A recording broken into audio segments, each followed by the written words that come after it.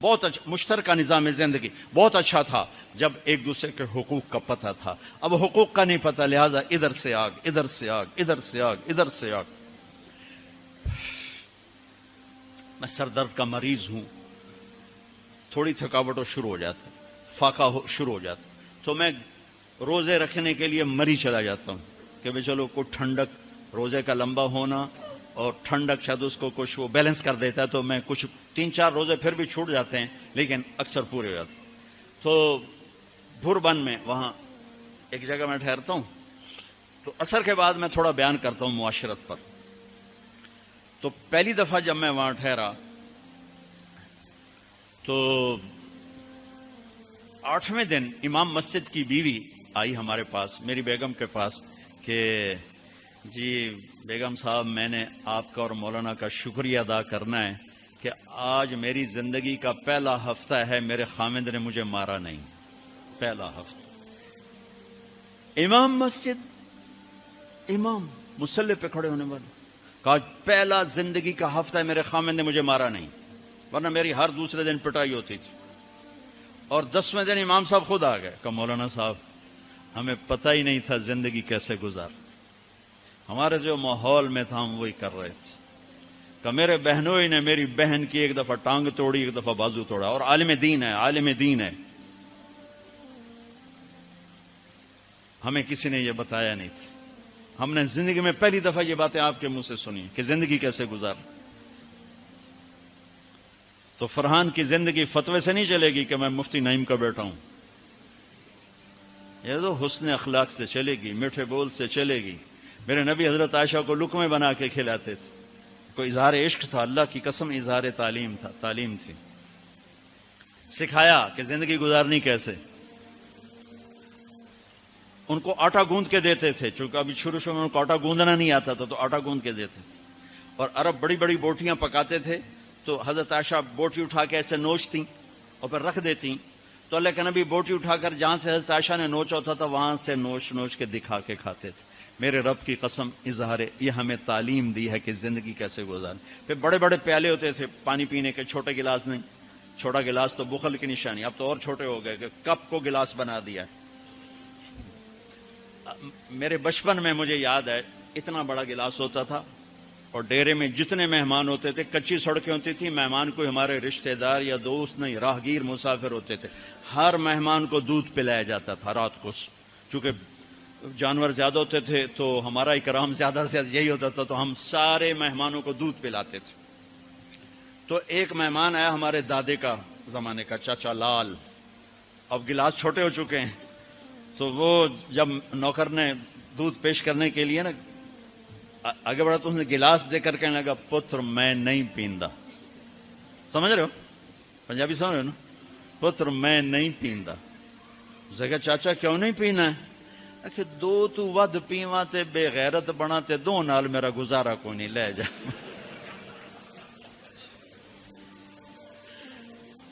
تو بخل کا زمانہ آ گیا، چھوٹی چھوٹی گلاسیں آ گئی. تو بڑے بڑے گلاس ہوتے تھے، تو ہم عائشہ رضی اللہ عنہا پانی پی رہے ہیں، رکھ دیا. میرے نبی اٹھا کر جہاں حضرت عائشہ کے ہونٹ لگے ہوتے تھے وہاں ہونٹ رکھ کے پانی پیتے تھے. صرف تعلیم. جس ہستی نے اللہ کو آنکھوں سے دیکھ لیا ہو اس کو کسی چیز کی رغبت ہو سکتی ہے؟ جنت بھول جائے گی جب اللہ اپنا دیدار کرائیں گے، اب پردہ پوشی فرمائیں گے تو کہیں گے یا اللہ جنت نہیں چاہیے، تو چاہیے، بس تجھے دیکھتے رہیں، بیٹھے رہیں تصور جانا کیے ہوئے از لذت دیدارش، خسرو چتواں گفتن سر دادن و جان دادن نادیدہ رخ یارے. امیر خسرو کہہ رہے ہیں کہ یا اللہ بن دیکھے تیرے لیے لوگ سولیوں پہ چڑھ گئے، اوروں سے چر گئے، چھروں سے کٹ گئے. بن دیکھے تیرے عشق میں جب تجھے دیکھیں گے تو کیا حال ہوگا. از لذت دیدارش خسرو چتواں گفتن سر دادن و جان دادن نادیدہ رخ یار. تو جس ہستی نے اللہ کو دیکھا ہو ان کے لیے عورتوں کی کیا رغبت ہے. یہ صرف سکھانا. ایک حدیث سنا دے، ما تزوجت وما زوجت الا بوحی من السماء نزل به جبریل. لوگوں میں نے جہاں شادی کی، میں نے جہاں بیٹی دی، پہلے آسمان سے وحی آئی، پھر میں نے قدم اٹھایا. اللہ کی قسم ہمیں سکھانے کے لیے تھی، ہمیں سکھانے کے لیے۔ ہاں سفر سے واپسی ہو رہی ہے، ٹھیک ہے، آپ نے صحابہ سے کہا چلو بھائی تیز ہو جاؤ، وہ سارے تیز ہو گئے، یہاں تک کے نظروں سے غائب ہو گئے، ٹھیک۔ تو اب کون رہ گئے؟ اما عائشہ اور میرے نبی۔ تو اما عائشہ نہیں، میرے نبی نے کہا عائشہ دوڑ لگائیں، دوڑ لگائیں، لگائیں۔ اللہ اکبر،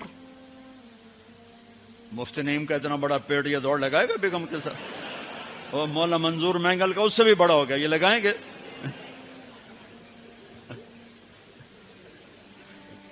تو عائشہ دوڑ لگائیں، کہا جی لگائیں۔ تو حضرت عائشہ فرماتی میں آگے نکل گئی لیکن ابھی پیچھے رہے۔ پھر کچھ عرصہ گزر گیا، کئی سال گزر گئے، پھر ایک سفر سے واپسی ہو رہی، آپ نے کہا ہاں بھائی آگے جاؤ، وہ سارے آگے جا گئے، اجل ہو گئے۔ آپ نے کہا عائشہ دوڑ لگائیں، کہا جی لگائیں۔ تو کہا ان دنوں میں موٹی ہو گئی تھی، تبدنت کا لفظ مجھے یاد ہے، کہا میں موٹی ہو گئی تھی۔ تو جب دوڑ لگائی تو اللہ کے نبی آگے نکل گئے، تو آپ نے کہا عائشہ ہذہ بتلک، اب تو میں برابر ہو گئی۔ اللہ کی قسم زندگی سمجھانے کے لیے تھا۔ جہاد کا سفر سارا صحابہ کا قافلہ ہے، جنگ کا زمانہ ہے، دشمن چاروں طرف ہے، اور ہم اما عائشہ رضی اللہ عنہ اونٹ پہ بیٹھی اور ہاتھ لگایا تو ہار غائب۔ فرمائے میرا تو ہار کوئی نہیں، میں تو نہیں جاؤں گی، میرا ہار ڈھونڈو۔ تو میرے نبی نے نہیں فرمایا چل بیٹھ، اتنے لوگوں کو تو پریشان کرتی ہے، تجھے پتہ نہیں میں نے سبق پڑھانا تو میرے پیچھے پڑ گئی۔ طلبہ میرا انتظار کر رہے ہیں۔ آپ نے کہا بھائی عائشہ کا ہار ڈھونڈو، سب ڈھونڈنے میں لگ گئے۔ شام ہو گئی، سورج چھپ گیا اور ہار نہیں ملا، اور اس کے بعد تلاش بند ہو گئی، اندھیرے میں کہاں ملے گا؟ اب کیا ہوا؟ پانی رات کو عشاء میں ختم ہو گیا، فجر کی نماز کا وقت داخل ہونے والا ہو گیا، اور پانی کوئی نہیں، تیمم کی آیات نہیں اتری۔ لوگوں نے ابو بکر کو تانے دینے شروع کیے، تیری بیٹی کی وجہ سے اب نماز کا کیا بنے گا؟ ابو بکر غصے میں آئے اما عائشہ کے خیمے میں، تو اللہ کے نبی گود میں سر رکھے سو رہے تھے۔ اب آپ تو باپ تھے، تو آ کر اب بول تو سکتے نہیں، اور چہرے سے دوری تیری وجہ سے ہو، اور یہاں پسلی میں ماری انگلی، زور سے انگلی ماری۔ تو کہتے میں ایسے سخت ہو گئی تاکہ میرا بدن حرکت نہ کرے کہ کہیں اللہ کے نبی اٹھ نہ جائیں۔ تو چہرے سے غصے کا اظہار کر کے، اور میرے والد مرحوم جو تھے نا، وہ گالیاں بہت نکالتے تھے، اور ان کی بخشش کر پنجاب کے ذمہ دار کیا تھا۔ جب میں تبلیغ میں لگ گیا تو اب وہ عادت مجھ سے شرماتے تھے، تو جب میں ہوتا تھا نا تو نوکر کو بلا کر اس کو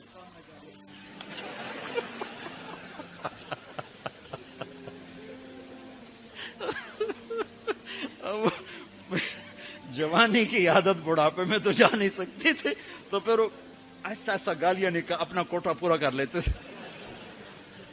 تو ابو بکر صدیق رضی اللہ عنہ میں کہ کہیں بھائی اللہ کا نبی اٹھنے کرتے رہو، انگلی مارتے رہے۔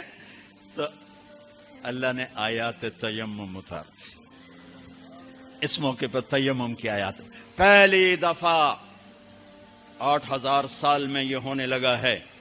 بھلا مٹی سے آدمی صاف ہوتا ہے اور گندا ہو جاتا ہے؟ اللہ نے کہا نہیں، فتیمم، چلو تیمم کرو۔ اب سارے صحابہ میں خوشی کی لہر، اور سعد بن عبادہ کہنے لگے اے آل ابو بکر، یہ پہلی تو نعمت نہیں ہے جو تمہارے گھرانے کے طفیل ہمیں ملی ہے، اس سے پہلے بھی بڑی نعمتیں تمہارے گھر کی طفیل ہمیں ملی ہیں۔ اللہ نے تیمم کی آیت اتار۔ میرے نبی نے قافلے کو نہیں چلایا، یہاں تک کہ حضرت عائشہ نے کہا اچھا یا رسول اللہ اب چلیں، ہار کو چھوڑیں۔ پھر میرے نبی چلے، اور جب اونٹنی کو اٹھایا تو ہار اس کے نیچے پڑا ہوا تھا، وہ سارا باہر ڈھونڈتے رہے، ہار نیچے چلا گیا تھا گر کر۔ یہ میرے نبی کی زندگی ہے، یہ مینگل صاحب سے کہتا ہوں پڑھائیں، مفتی نعیم سے کہتا ہوں یہ زندگی پڑھائیں، کہ ان کی بیویاں ان کو دعائیں دیں، ان کے ماں باپ ان کو دعا دیں، ان کی اولاد ان کو دعا دے۔ وہ باپ نہیں ہے جس کو دیکھ کے بچے ڈر جائیں، وہ تھانے دار ہے، تھانے دار بیٹھا ہوا ہے۔